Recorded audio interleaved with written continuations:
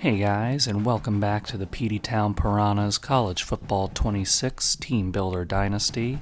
This episode is a very exciting one as we will be doing the Sun Belt Championship game against Arkansas State, and then we'll see what the postseason has in store after that. Just some recruiting updates before the conference championship. George Emmanuel is very close to committing to us, but hopefully Louisville doesn't gain on us with that gold tier pipeline. We are now in a recruiting battle for David Jules, so I'm not exactly optimistic that we're going to win this battle. Our backup quarterback option, Shaden Leinart, is looking very good though. We're pretty much guaranteed at this point to get him. This athlete, Nelson Buck, is very close to committing to us as well, so he should be joining us after this week. And Nick Cummins is very close as well, so that should also be a commitment after this week. And another close one is Kevin Milton. Hopefully it's this week, but might take a little bit longer than that with the postseason coming up. And Peyton McLean, we were able to come out of nowhere for him to overtake Minnesota in this battle. So now it's time for the Sun Belt Conference Championship game. Arkansas State comes in with a 75 overall, which is even higher than Purdue was in our previous game. So we really got to bring our A game to take home this conference title and to see what we can do after that in the postseason. The Piranha Tank will host another conference championship game here as we come out on offense, and Juju Johnson's getting a nice carry on the first play. Third down and 1 in the early going for the Piranhas as Pete Manning is going to keep it himself, and they're going to bring him down, but that little extra push at the end actually gets us the first down. Second down and 7 for the Piranhas. They're going to do a little RPO slant play. Isaiah Johnson breaks the tackle, and he's breaking away from their defense, and they finally bring him down at the 35-yard line. Here comes Pete Manning now at a pistol formation. It's going to be Juju Johnson splitting the wave here to get us some extra yards to the first down. Here's another empty look here for the Piranhas. Pete Manning's going to drop back. The pressure closes in, but he delivers the ball to Pete Ackler for the first down. Pete Manning is looking. He's got Pete A. Caruso over the middle of the field who gets 9 yards. Second down and 1 from the Piranhas. And we are going to toss it out to Pianka Croning, and he's going to get into the end zone to put the first points on the board for the Sun Belt Championship. After that strong opening drive from the Piranhas, Arkansas State comes out, and they're going to try a deep ball, and their guy gets behind our defensive backs and gets them a big gain to get it into our territory. Second down and 7 for the Red Wolves here. Their guy's in motion, and they're going to fake it to their running back and hit the flat for a solid 4-yard gain. Third down and 3 for Arkansas State. They are going to hand the ball up the middle, but nothing doing as Jordan Crawford gets in there. They're thinking it's good enough to try it on 4th down, and they are going to be incorrect on that as we force it out to turn them over on downs. So we have a holding penalty on our first play, so it's going to be first down and 20 for the Piranhas. Pete Manning is going to hand it off to Pete A. Caruso, who gets around the edge and gets some blocks, but they managed to bring him down after 5 yards. It's third down and a mile here for the Piranhas as Pete Manning is running around out there. He's going to throw it downfield, and it's intercepted by Arkansas State, and they're going to get a little return off of that too and bring it back into our territory. So Pete Manning feeling a little desperate on that one, thought he had a deep ball there, but their defensive back just steps right in front of it and says, "Thank you very much for that," and we give Arkansas State a little momentum now. Arkansas State is set up really nicely as we're going to bring some pressure on first down, and they just throw away from our blitz, and they get a first down and get it into our red zone. Another pass play, and this time he's going to get crunched by Tadarius Collins and Peter Latagowski for the sack. Third down and 17, the Piranha Tank going crazy, and they are going to drop back for a pass. We're bringing pressure, and we are going to hit him quick, so the pressure forces him to throw it shorter than he wanted to, and we're going to force a field goal attempt here for Arkansas State, and they are going to put it up. and it is good. So Arkansas State, after the interception, put some points on the board to make it 7-3. Seeing how Pete Manning responds after that interception, but we're here on 3rd down and 10. He's going to drop back to throw, and he is going to hit a slant over the middle of the field for Pete Ackler, and he's going to get us into their territory. So nice job by the Piranhas and Pete Ackler on some nice route running there. From the 45-yard line now, the Piranhas are going to go with a nice quick RPO, and it's going to be a 1st down again for the Piranhas to Pete Ackler. Pete Manning's going to drop back and on a little crosser hit Bianca Croning for 8 yards. And a nice RPO, and it's going to be a touchdown for the Piranhas as our guy, it's going to be Ryan Boyd, who goes on a slant off the RPO, and then he maneuvers around the defense to get us into the end zone for a 14-3 lead. Here come the Red Wolves out here now looking to respond. They are going to hit a man over the middle of the field, and we drag him to the 1st down. Arkansas State with some play action, and nothing's getting free for their quarterback, and that's going to result in a sack by Peter Latagoski. 3rd down and 13 for the Red Wolves. A little tiny motion here, and they're going to try a run play, and it's not going to work as Jordan Crawford and Peter Latagoski get them behind the line to force a punt. Hand off to Juju Johnson, and he's got a nice lane up the middle to get some good yardage.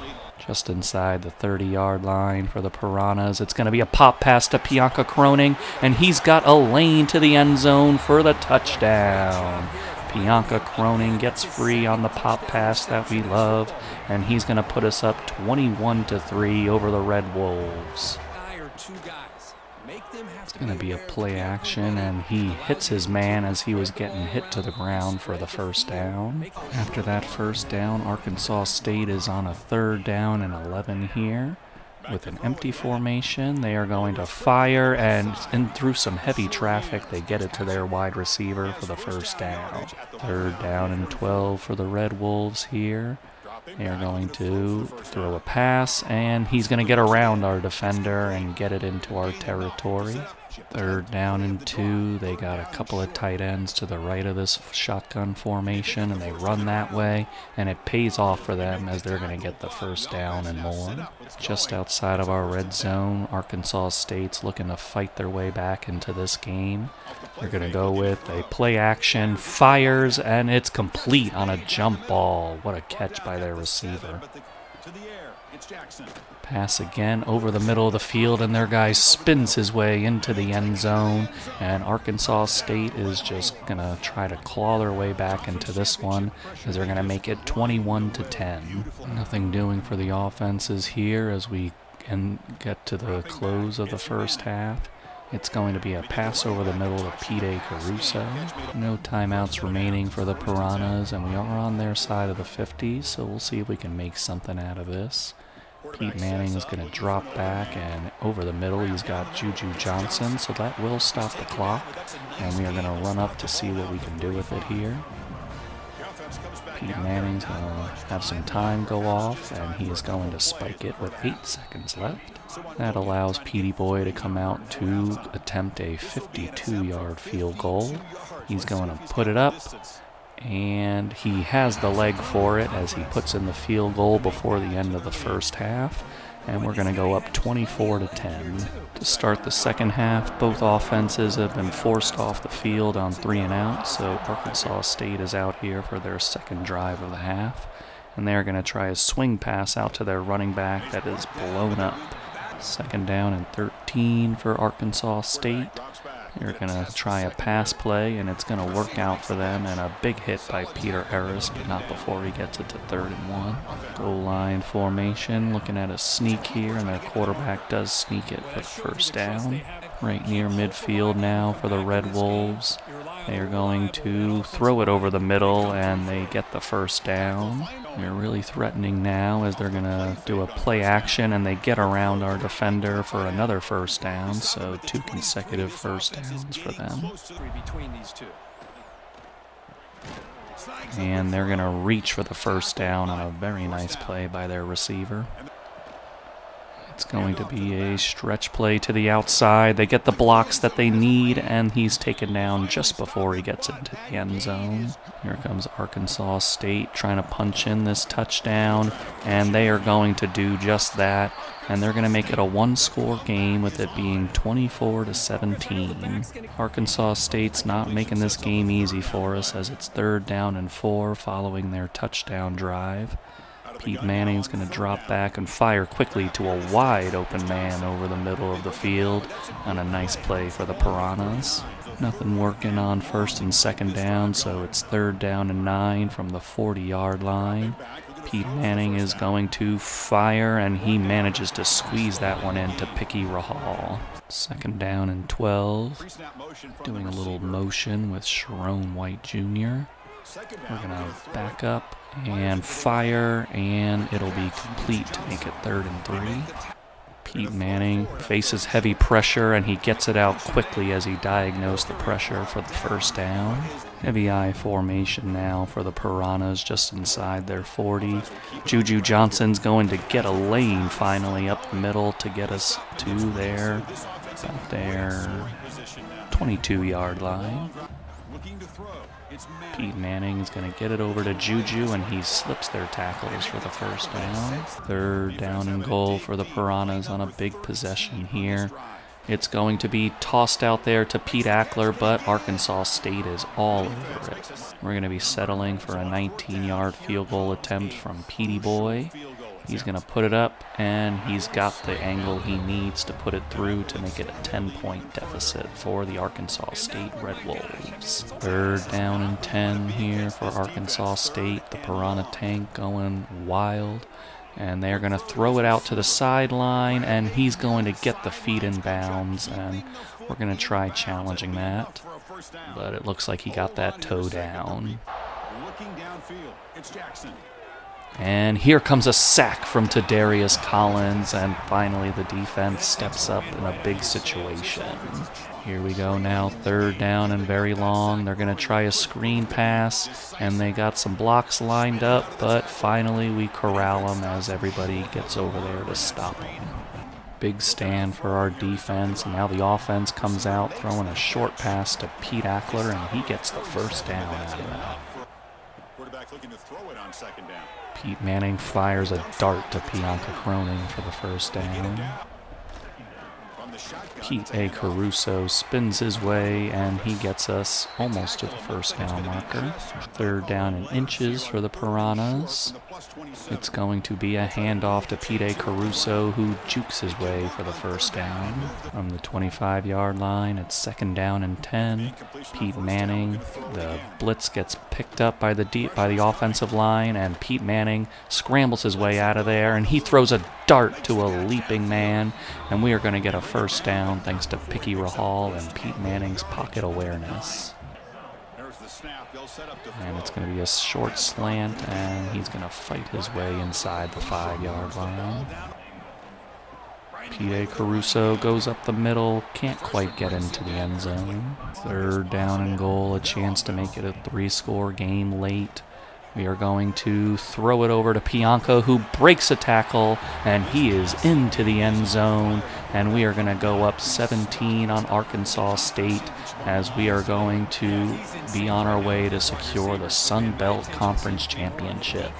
Arkansas State trying to make this game a little closer than it really is as they've matriculated down to our red zone, and they're going to toss it, and it's going to be intercepted. And the Piranhas put this game away. King Peter makes the interception there as their quarterback didn't see him right in front of his receiver. And the Piranhas are going to secure this championship for the Sun Belt. So there we go. It's 34-17, the final score. And the Peteytown Piranhas have won the Sun Belt Championship. And just very proud of the guys for their effort today. The defense let up some scores today, but really buckled down when we needed them to. And the offense did their thing as well. And just so proud of the Peteytown Piranhas and their effort today. Nice feather in the cap for Bianca Croning as he set the Sun Belt single season receiving touchdowns record. Now let's look over the stats against Arkansas State. It was 415 yards of offense for us to their 309. They only managed 16 yards on the ground while we had a solid 85. Passing, they had 293 to our 330, so more passing yards than we've given up in a little while. On third down, they were 5 of 11 while we were 8 for 13, and each team had a turnover. Pete Manning played very well outside of that interception earlier in the game. He had 330 yards for 4 touchdowns and an interception, and he was only sacked once. Rushing, Pete A. Caruso was really bottled up, but Juju Johnson filled in very nicely with 14 carries and 76 yards. Isaiah Johnson was very effective for us with 5 catches and 91 yards, while Pete Ackler had 9 for 84. And Bianca Croning was back to his finishing the drive self with 6 catches, 58 yards, and 3 touchdowns, while Ryan Boyd took his only catch 27 yards for a touchdown. King Peter and Anthony Kaufman each had 10 tackles, and both had 1 tackle for a loss. Peter Latagoski was getting into the backfield as he usually does with 2.5 sacks, and Tadarius Collins had 1.5 sacks. And King Peter got himself 1 interception. And Petey Boy played very nicely, making both of his field goals with a long of 52. And tight end Nelson Buck saw that conference championship win and decided he wanted to join us. And Nick Cummins decided he wanted to join us as well, so we welcome him with open arms. For his efforts, King Peter was named Defensive Player of the Game for the conference championship. And Bianca Croning was the Offensive Player of the Game. And very exciting news, as after the bye week, after the conference championship, 5-star free safety George Emanuel has joined the Peteytown Piranhas, and he is the first 5-star commitment we've ever had in program history. And following George will be right tackle 3-star Kevin Milton. And now it's award season as Petey Previtt takes home his second Bear Bryant Award for Coach of the Year. Thomas DeCitro wins the Broyles Award for Coordinator of the Year. Colton Joseph out of USC won the Heisman Trophy. Peter Latagoski wins the Chuck Bednarik Award yet again with an incredible stat line that he's just going to keep adding on to this season. And Peter Latagoski again wins the Defensive End of the Year, so he's just becoming a legend right before our eyes. More honors for Peter Latagoski as he wins the Bronco Nagurski Trophy. And Bianca Croning wins his second straight John Mackey Award. And why not another trophy for Peter Latagoski as he also wins the Lombardi Award. And in the college football playoff in the first round, we're going to be facing off against number 8 seed Miami. So that's going to be a very tough one, and we're going to have to bring our A game. Before we check the dev traits on our guys for early National Signing Day, we do have to report that David Jewell did choose Ole Miss, so that's unfortunate there, but looking at his dev trait, he was impact, so at least we didn't miss out on a star or elite dev guy. So after organizing the dev traits on the guys, George Emanuel does come in with elite development, so very excited about that.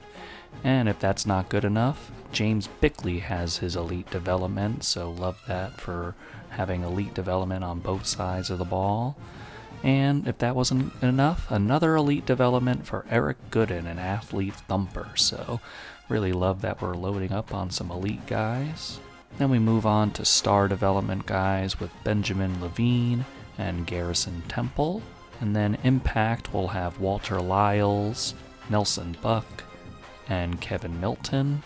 And then Thomas Rico, Quincy Jones, and Nick Cummins are all normal development. So here we go. Our first round college football playoff matchup will be against the Miami Hurricanes with their very intimidating 89 overall compared to our 80, so we're going to have to play out of our minds in this one to have a chance against them. And here we go. First drive of the game. It's Miami. They've got the ball here, and they're going to start with a quick pass to their star wide receiver for an 8-yard gain. Here's a run for their running back, and we run right by him. He's running right by our defense, and Peter Eris finally takes him down as we get him down at the 49-yard line. Here's a motion for Miami. It's going to be a handoff right up the middle, and they just absolutely dominated our defensive line on that rep as they're going to get it deep into our territory. Little jet action, and they're going to get another first down, so they're just pretty much getting whatever they want right now. Here's a play action now. They're going to toss it over the middle of the field, and they make a leaping catch deep into our territory at the 5-yard line.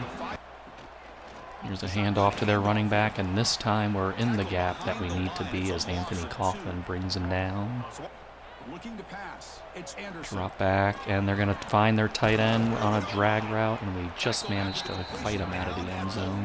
3rd down and goal for the Hurricanes.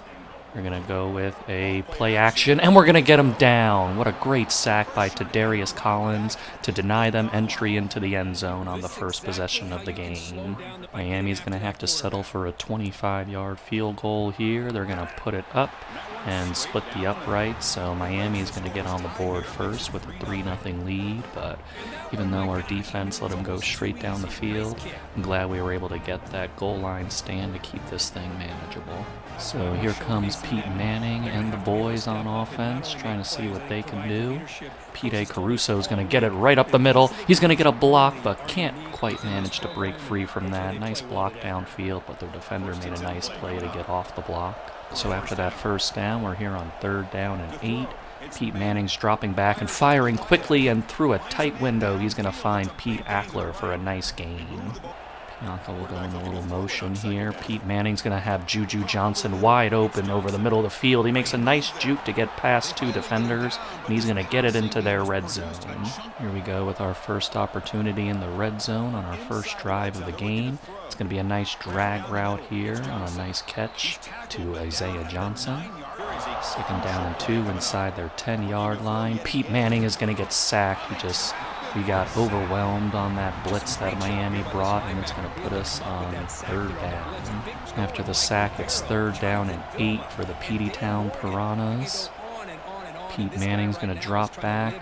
This time he's got a little time, and he finds Pete Caruso, but can't manage to get away from him. Petey Boy is going to come out for the field goal now of 27 yards here. He's going to put up the kick.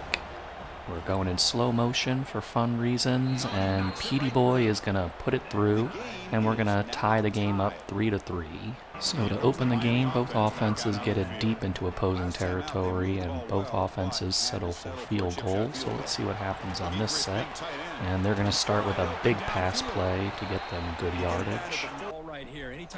Little play action here on 1st down for Miami, and it's going to be intercepted! Oh my goodness, what a play. It's going to be Anthony Kaufman, who's shown a real knack for interceptions this season. He just played perfectly well in the zone there, and their quarterback threw it right to him. That interception goes for naught as our offense gets off the field on a 3-and-out, and Miami's hitting another big pass play here, getting it near midfield. Just an embarrassment of riches when it comes Quick pass to their receiver, and he stays in bounds for 7 yards. We challenged the previous play, and he actually stepped out of bounds after a yard, so it's 2nd down and 9. They're going to try a play action and get it out quickly to their receiver, and he's going to get a 1st down and more. Looking to throw. It's Anderson. Drop back and quick fire again for another 1st down. RPO, and their guy stops on a dime on the hitch route, and we take him down right before he gets into the end zone. 3rd down and goal. The defense on another goal line situation here. Miami, we're going to bring pressure, and they just make an easy possession catch, making it so easy for them on that pitching catch to take a 10-3 lead. Pete Manning drops back, and he's going to fire downfield, and it's going to be caught on a contested catch from Pete Ackler. Here comes Pete Manning now, and it's Juju Johnson juking his way for a nice gain. Looked like he wasn't going to get much, but he ended up getting 7. Handoff for Juju again, and he easily has the 1st down. RPO, and our blocks line up nicely, and Pete Ackler Picky Rahal can't manage to get the first down. Gets us to 3rd and inches. 3rd and inches for the Peteytown Piranhas. Pete Manning's dropping back. He avoids a sack attempt very nicely on a slide, but then he fumbles, and Miami's going to pick it up. So just nice pocket presence there from Pete Manning, but they hit him from behind, and he coughs up the football, and Miami is going to take over now. After that fumble, here comes Miami again on offense, and Jake Arkin and Peter Latagowski are going to combine for the sack. So nice play by our defense, stepping up after a sudden change situation. 3rd down and 9 for the Miami Hurricanes. They're going to drop back to pass. They got a guy open, and he's going to juke his way for the first down. Hand off up the middle. He spins his way to get himself free, and he's going to get the first down. On the RPO, they're going to get around Anthony Kaufman, and he jukes his way for a couple extra yards. Bringing heavy pressure in, and it's going to get to the quarterback, but he manages to fire a missile to his tight end as the pressure was bearing down on him. And Miami is going to take a 2-touchdown lead on the Peteytown Piranhas. And 3rd down, Pete Manning fires a strike to Pete Ackler to keep the chains moving. Pete Manning steps back again and fires to Juju Johnson, and he gets pushed forward for some more yards to make it 2nd and inches. Here comes Pete Manning again, and he's got another completion to move the sticks. With pressure in his face, Pete Manning's got to force the throw, and it's going to be an interception to Miami. They're going to take over near midfield. After the interception, Miami's got a golden opportunity to really put the hammer down on us, and they're going to go with a run up the middle that we have no resistance to as they get the first down. Here goes a screen pass to their running back, and he spins away from our defender and jukes another guy, and their running back has just been running circles around us all game. 3rd down and 5 for Miami. Going to drop back, throw over the middle of the field, and it's going to be incomplete. They're going to have to settle for a 33-yard field goal here. The kick is up, and he splits the uprights to make it a 20-3 deficit.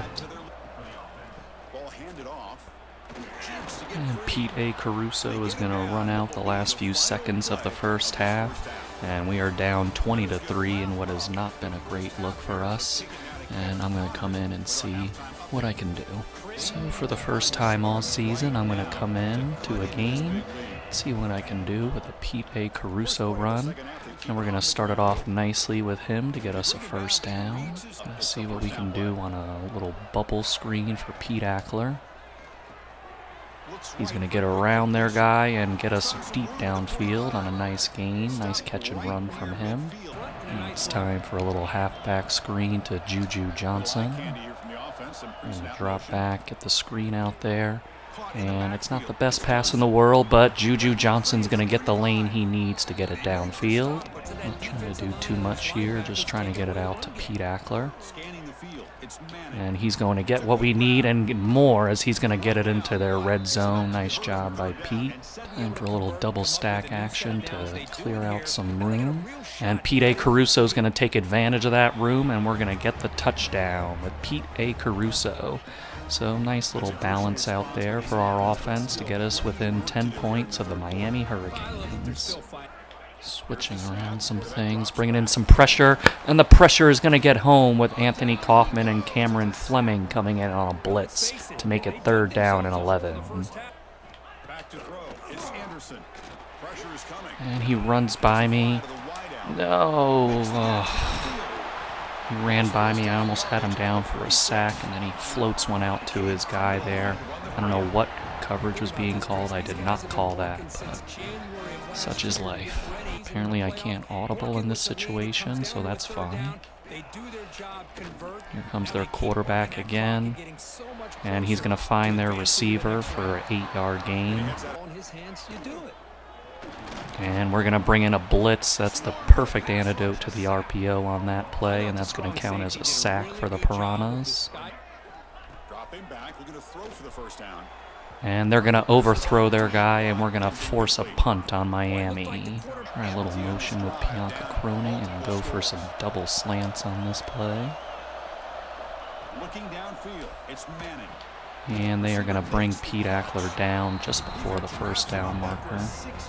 I'm going to go for it. They snap it, quarterback looking to throw the ball.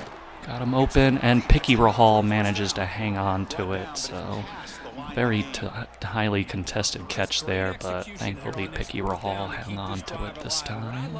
This is going to be a screen pass for Juju Johnson. Going to get it out to him, and he's going to get the blocks he needs, but 54 just lets their linebacker get by us on that play. We get Isaiah Johnson free underneath here. And he will not, as they're going to get us off the field on fourth down.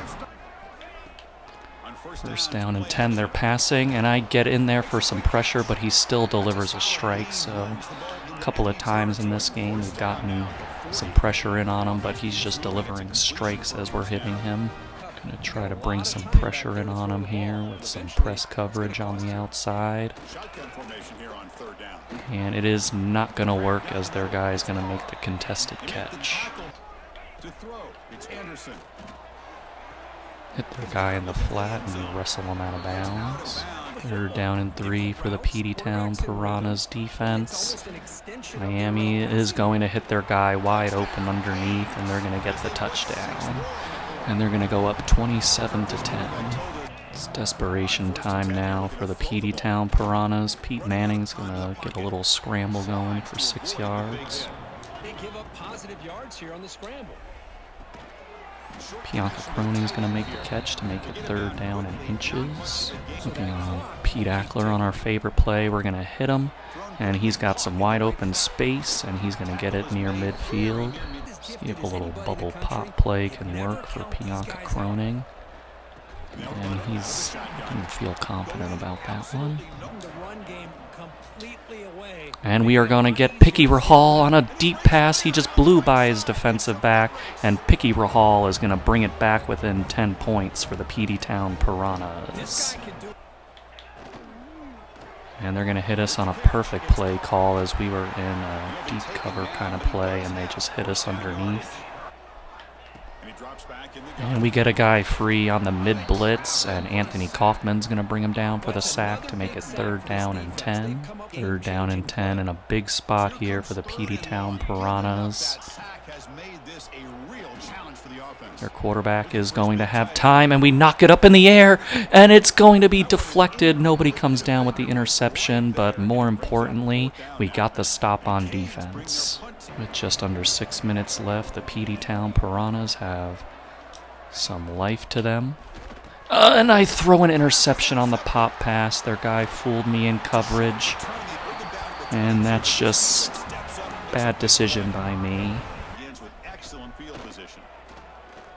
We hit their quarterback, and yet again we hit their quarterback, and he throws it out of there, and he's just been doing that to us all game.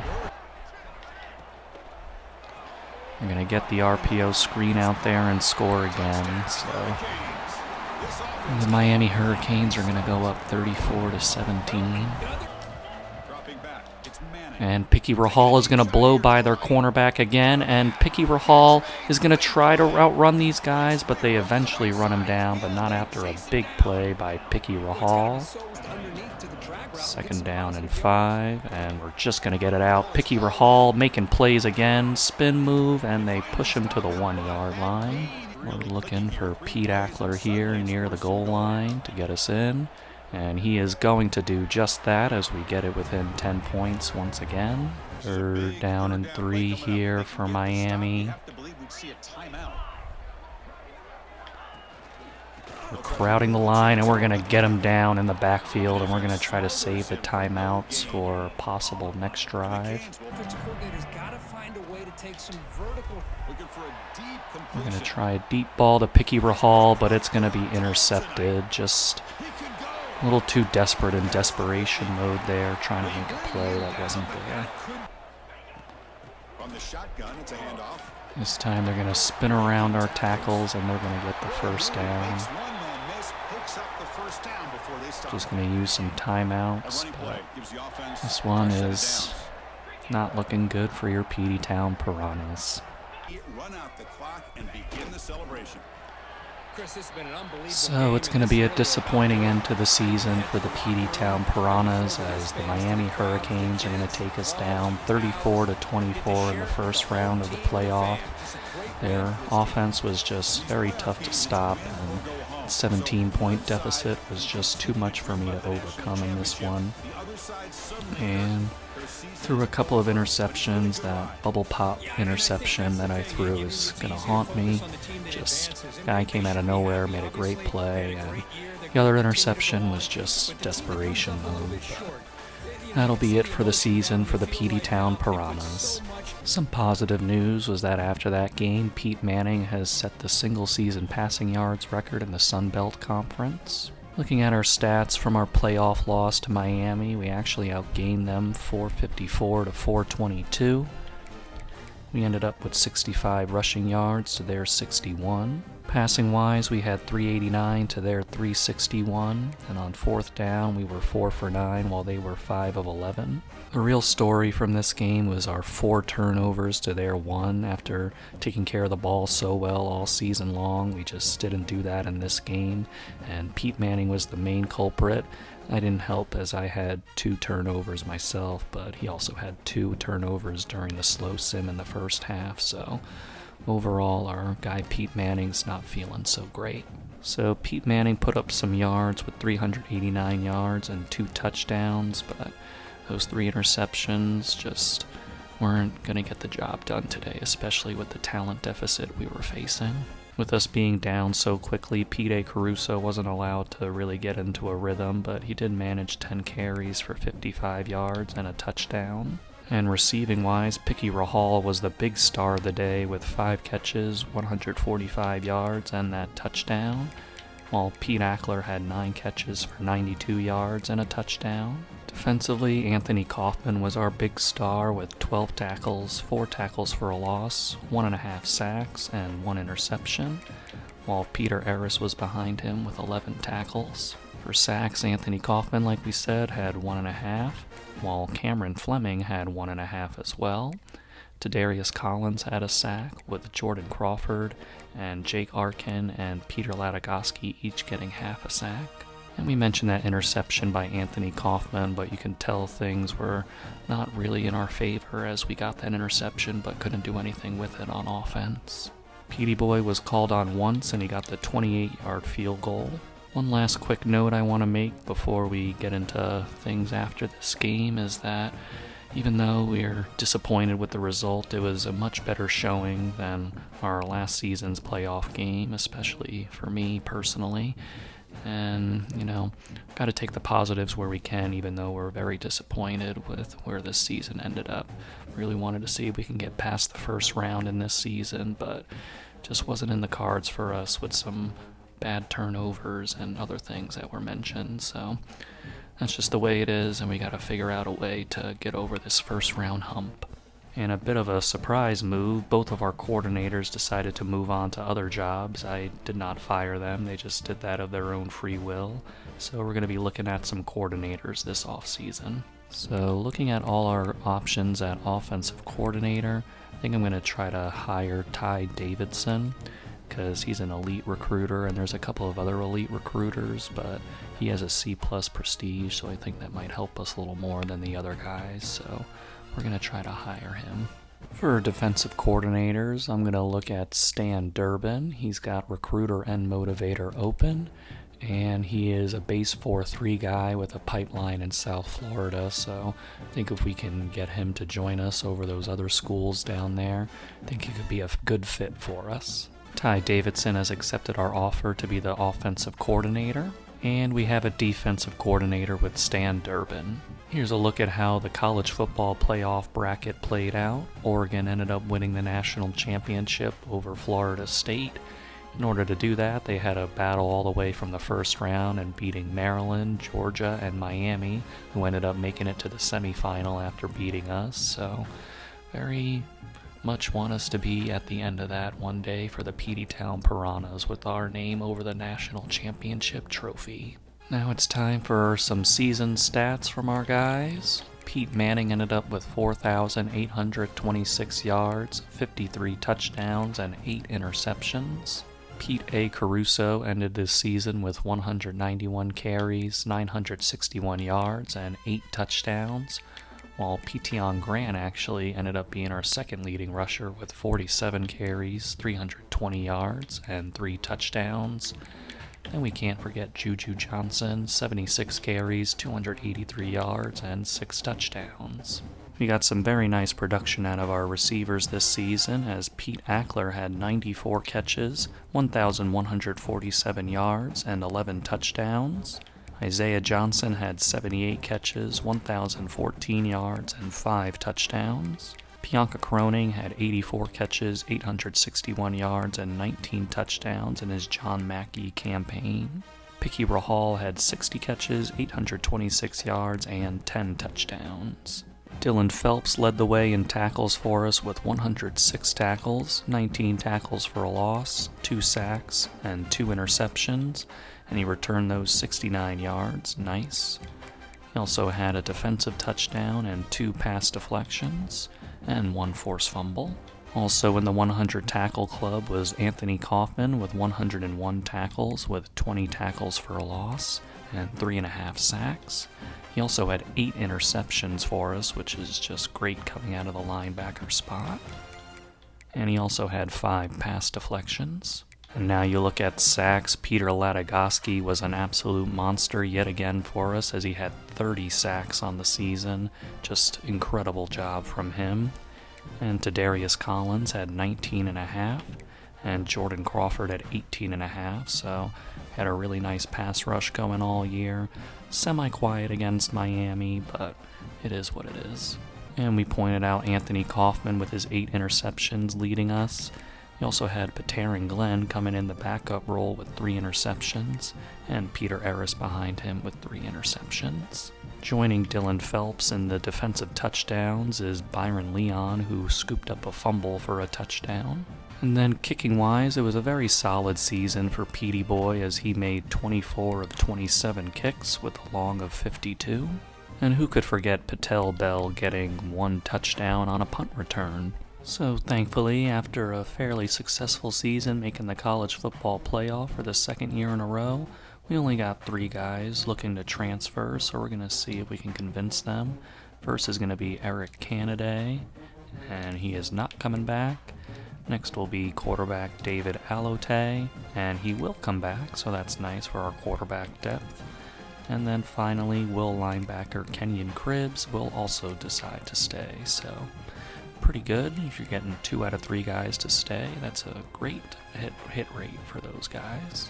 Another facet of this time of year is that we got guys graduating, so you're going to see left tackle Logan Howland leave. Hopefully he gets drafted. Then you got Isaiah Johnson leaving, along with Dylan Phelps and backup quarterback Philip Rush.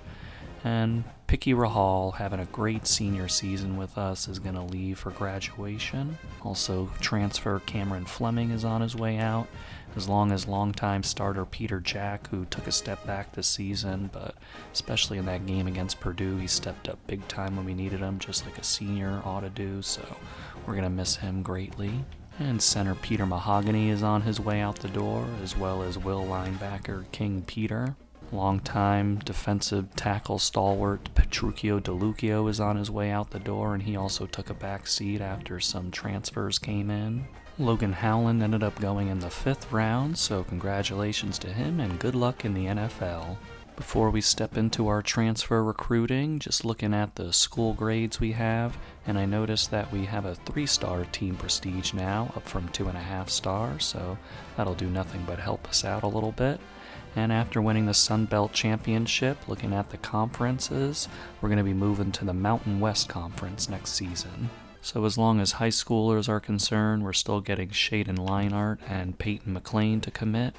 And then for the transfer portal, I was looking at the roster to see what we really need to improve on. And the thing that really stuck out is the offensive line. So got a lot of offensive linemen on here. And our other weak spot is at linebacker, all three linebacker spots. So we're looking at some outside linebackers and a Mike linebacker. And then looking at our cornerbacks, we have a lot of cornerbacks, but our cornerbacks are a little under where we want them to be, so we're looking at a couple of interesting guys here, seeing if we can get them. And this guy, Cameron Keyes, is really interesting with his 93 speed and 97 acceleration, 99 change of direction, 93 agility, so just an athletic freak out there and great man coverage, so really would be nice to get him to help lead our young group of corners. And we have quarterback Shaden Leinart joining the quarterback room. And we have right guard Peyton McLean joining our offensive line. Entering the final week of the transfer portal, we added to the offensive line more with Colin Cubberly. For Tavares Boykins, this right tackle, he's coming on a visit for the final week of the transfer portal, and we couldn't really figure out his hard sell and didn't want to risk it, so we're just going to see if that's going to be enough. We got a big boost for this center, Chauncey Toure, so hopefully we're able to close this out.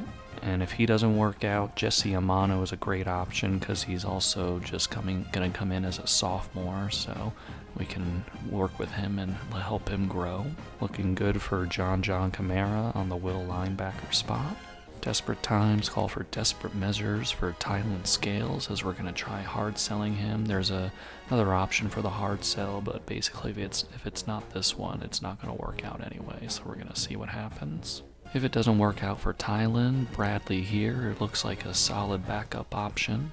You got Cameron Keyes, who we're hard selling, and we had him on a visit last week, but now Auburn's got him on a visit, so we'll see if that boost is enough to hold off Auburn this week. Then Charles Lester III is another option at cornerback, and we're going to have him on a visit as well, so hopefully that helps us with him. And there is Cameron Keyes, so that's going to be a big talent boost to our cornerback room. And we also got Charles Lester III, so our cornerbacks, Cameron Keyes was already a good addition, and now we got another one with Charles. And we did sign that right tackle, Tavares Boykins, so that's going to really help our offensive line. The only guys we missed out from that group is Chauncey Toure and Tylan Scales, so overall not too bad. I think we added guys at positions of need. So after sorting through everybody's dev traits, I think we have a really exciting recruiting class. We already know about George Emanuel's elite dev, but that transfer right tackle Tavares Boykins also has elite dev. Then we go down to the star devs, and they'll be led by transfer Charles Lester III.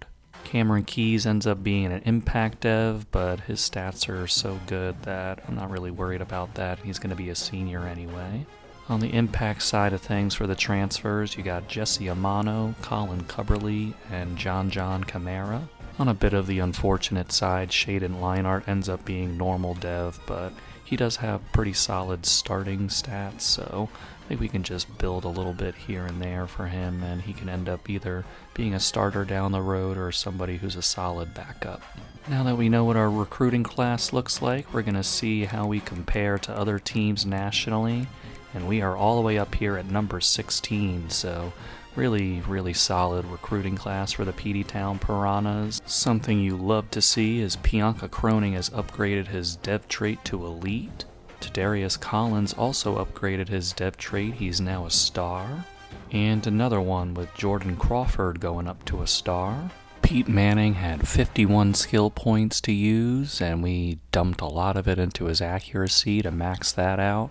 And then we put the rest of it into his awareness to make it at 90, and we have made him a 98 overall.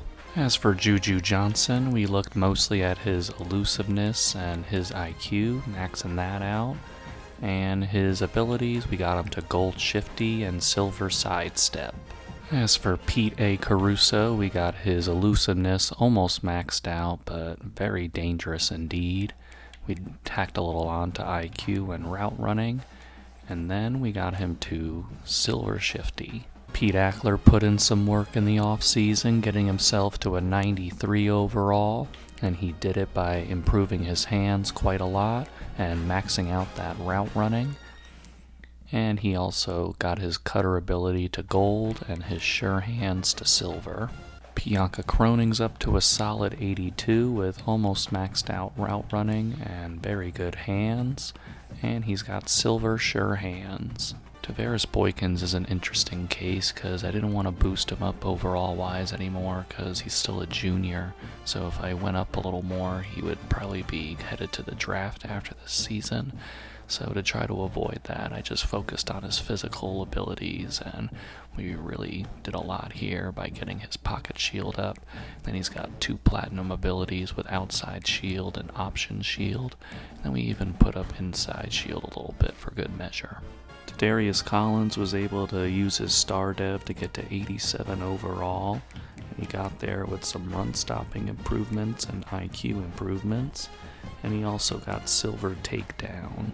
Peter Latagoski is now an 88 overall, and he boosted up his finesse moves a little bit, and he got his quickness up to 85 speed and 92 acceleration. He also maxed out his run stopping and IQ, and then we got him to gold pocket disruptor. Charles Lester is going to make a nice addition to our cornerback room as he's at a 90 overall now after we got his speed to 91 and acceleration to 93.